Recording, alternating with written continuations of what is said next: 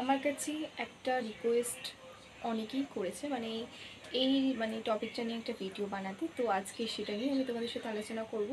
So টপিকটা কিন্তু খুব ইন্টারেস্টিং, বিকজ এটা কিন্তু তোমাদের সকলের জন্য। তো প্লিজ শোনো। তো সিঙ্গেল লাইফ যারা আছো তাদের জন্য, মিঙ্গেল লাইফ যারা আছো তাদের জন্য কিছু তোমাদেরকে আমি পয়েন্টস বলবো। তো সেটার জন্যই আমি তোমাদের এই ভিডিওটা শেয়ার করছি তোমাদের সাথে।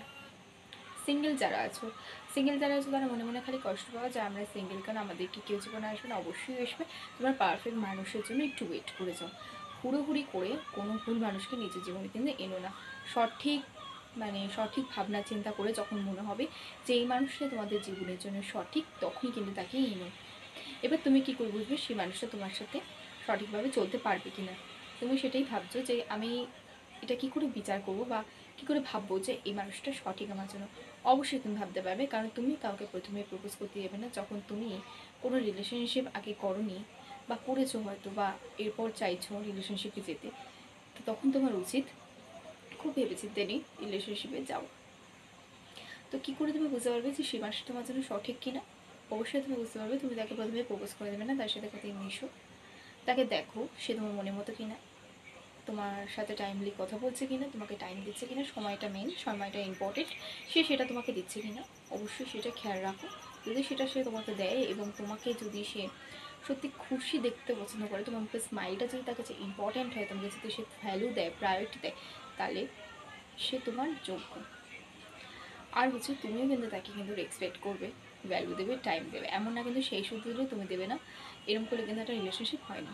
এবার মিঙ্গেল দিয়ে কোথায় আসে, যারা নতুন ধরো রিলেশনশিপে গেছো, তারা কী করে রিলেশনশিপটাকে ধরে রাখার চেষ্টা করবে সেটার জন্য আজকে কিছু কিছু পয়েন্ট বলে দিচ্ছি। তুমি একটা রিলেশনশিপে গেছো, সেটা নতুনই হোক বা ধরো আগে কেউ ছিল তোমার, তারপর তুমি আবার নতুন করে শুরু করার চেষ্টা করছো, এটা একদমই খুব ভালো কথা। কিন্তু একটা কথা, ধরো তুমি প্রথম রিলেশনশিপে যখন যাচ্ছ, তখন কিন্তু তুমি তাকে বেশি করে টাইম দিচ্ছ, তাই তো? তোমার তার সাথে বেশি কথা বলতে ইচ্ছা হচ্ছে, তোমার তার সাথে বেশি টাইম স্পেন্ড করতে ইচ্ছা হচ্ছে, যেটা তোমরা ভুল করো। আমার মতে তোমাদের যদি কোনো কাজ থাকে, পড়াশোনা থাকে, সেটার সাথে সাথে তাকে টাইম দাও, সেটা কমপ্লিট করে নিয়ে টাইম দাও। কারণ তুমি এখন তাকে টাইম দিচ্ছ, পরবর্তীকালে যদি তুমি তাকে সেই টাইমটা না দাও, তখন কিন্তু রিলেশনশিপটা আর আগের মতো থাকবে না, তখনই কিন্তু ভাঙতে শুরু করে। সময় সময় নিয়েই কিন্তু রিলেশনশিপটা ভাঙে।